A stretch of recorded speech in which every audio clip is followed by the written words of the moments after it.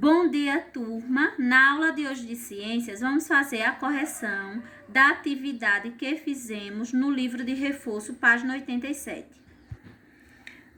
Então, a atividade foi sobre o ar, as propriedades do ar. Primeira questão, pesquise e responda quais são as características do ar. Então, vamos lá. Ele não pode ser visto, possui massa, é compressível, expansível e inodoro. Mas se vocês colocaram o que tem no livro, gente, pode deixar a sua resposta, certo? Segunda questão. Faça a correspondência adequadamente. Aí na letra A é eletricidade, B, expansibilidade, C, pressão e D, massa. Então, a primeira bola. O exemplo dessa propriedade ocorre quando o ar consegue voltar à sua condição inicial após uma compressão. Então, é elasticidade, certo? Como vocês viram no exemplo da seringa, certo? O embolo, ele volta para o mesmo local, porque o ar tem elasticidade. Letra D. Pode ser percebida quando se coloca em uma balança, uma bexiga cheia de ar e a outra vazia. Então, vai ser D, massa. Então, o ar, ele tem peso. Um exemplo dessa propriedade é a força que a atmosfera exerce sobre a superfície da Terra. É a pressão, C. E a última, um exemplo dessa propriedade ocorre quando uma determinada substância exala um cheiro e em contato com o ar, ela se expande e ocupa um espaço maior. Então, é letra B, expansibilidade. Terceira questão, marque com um X a imagem que representa a poluição do ar e em seguida escreva o que você observou em ambas as paisagens. Então, foi a primeira figura, que foi a fumaça saindo da indústria, e aí a resposta você colocou, essa é pessoal. Quarta questão. Escreva o nome e a porcentagem dos gases que compõem o ar de acordo com a proporção de cada parte do gráfico.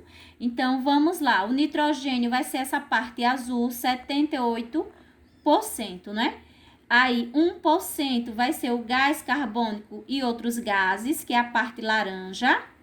E no outro quadro, a parte verde do gráfico vai ser oxigênio, 21%. E quinta questão, a afirmação abaixo é verdadeira ou falsa? Justifique, certo? Então, a resposta dessa frase, ela vai ser falsa. E vamos à sugestão de resposta. Você pode continuar com a sua resposta. Aqui só é uma sugestão. Nesses lugares, o ar é rarefeito, o que significa que a sua densidade é diminuída e, consequentemente, a pressão também. Agora, vamos pegar o nosso livro de atividades complementares e vamos estudar um pouquinho sobre patrimônio histórico ou cultural. Vamos falar um pouquinho hoje sobre, na página 25, patrimônio histórico ou cultural. Então, o patrimônio, ele é muito importante, certo? Na nossa vida, na história da nossa vida. Certo? E aí, podemos dizer que é uma espécie de herança que talvez exista há muito mais tempo que nós. Então, o patrimônio histórico ou cultural sempre vai existir antes da gente, certo? E ou também durante a nossa vida. Um patrimônio contém lembranças e lições e também nos traz um senso de união, graças a um passado comum.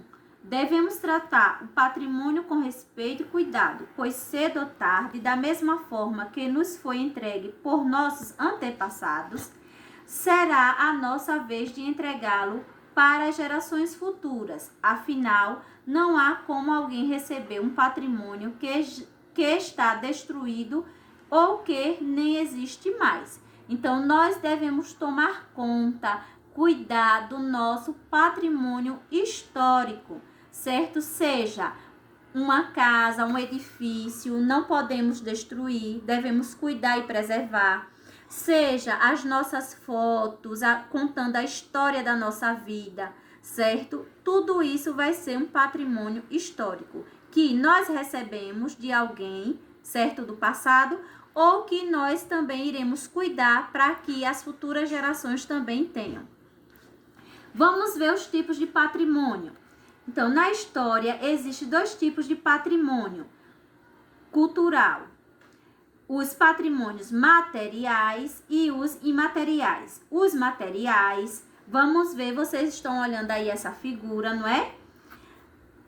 Como o próprio nome indica, são objetos físicos. Esses patrimônios são compostos por coisas que podemos guardar em um museu, como obras de arte, utensílios domésticos de povos do passado, livros, documentos audiovisuais, certo? Então, também são patrimônios materiais os prédios, as praças, as casas, as obras arquitetônicas e os espaços sociais das cidades. Então, nós devemos cuidar de todo o patrimônio material, certo? Vamos agora ver o patrimônio imateriais. Então, os patrimônios imateriais. Diferentemente dos materiais, não existe forma de expor no museu um patrimônio imaterial. Os bens imateriais são culturais e dizem respeito a práticas e modos de vida que nos são apresentados na forma de conhecimento, de trabalhar, nos jeitos de se fazer as coisas, festas, na interpretação artísticas, nas brincadeiras ou na cultura popular. Certo? O patrimônio material é passado de geração em geração, vivendo na memória das pessoas, e é fundamental na criação da identidade de um povo e, por consequência, leva a ideia de pertencimento e continuidade. Então, o jeito de fazer as coisas, certo? O jeito de fazer as festas, tudo isso vai ser o quê? Os patrimônios imateriais. Certo? Aí vocês estão vendo aí, ó, a capoeira é passada de geração em geração, certo? Uma forma das pessoas, não é, perpetuarem a sua cultura. Vamos ver agora o patrimônio histórico nacional.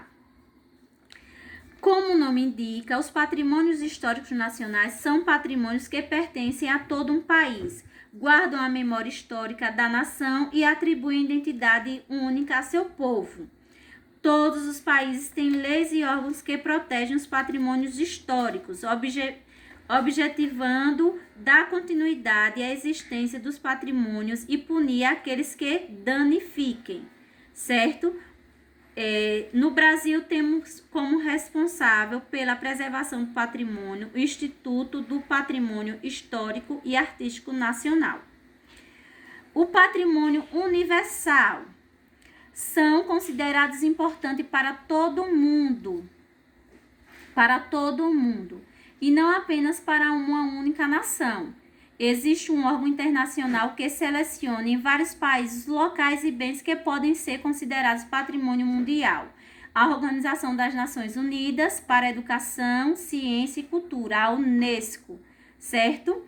Então, esse órgão ajuda os países que possuem esses patrimônios a conservá-los intactos para as futuras gerações. Então, há uma preservação, certo? Desses patrimônios. Através do auxílio financeiro e técnico. O Brasil tem bens que fazem parte do patrimônio histórico universal. Vamos ver alguns. Então, temos aí, ó, essa igreja aí em Olinda, Pernambuco. E temos abaixo dessa figura, tem o Centro Histórico de São Luís, Maranhão. Agora, vamos fazer a atividade. Vamos agora fazer essa atividade. Um patrimônio é... Aí vocês irão ler da letra A até a letra D e ver, certo? Qual é a frase que completa o conceito de patrimônio, certo? Então, na segunda questão, escreva abaixo das imagens, aí vocês irão observar que tipo de patrimônio elas representam. Aí você vai colocar se é patrimônio imaterial ou material. Na terceira questão, o que é um patrimônio histórico nacional? E na quarta, o que é um patrimônio histórico universal?